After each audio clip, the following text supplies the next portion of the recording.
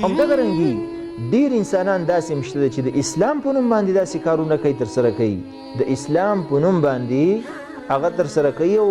د هغې شاته د هغې خپل اهداف وي ظاهر کې قرآن راوالي لیکن دا دی چې خپل تجارتونه ورپسې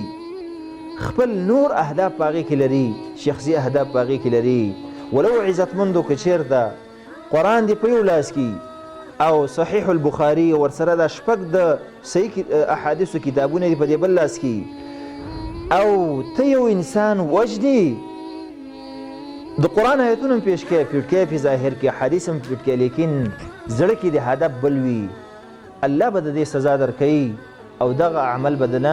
نه قبلوي باید چې موږ اعمال هغه صحیح کوو عزتمندو د دې جرم نه موږ ځان وساتو دا عظیمه ګناه ده عظیم جرم دی او زمونږ په ملکونو کې دا بدبختي هغه ډیره زیاته شوې ده په آخره کې به دا ووایم که یو څوک دا غواړي چې جهنم ته لاړ شي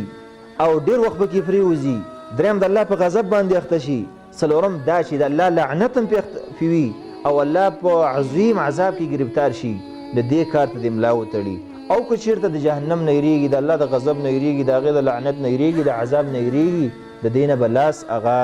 وساتي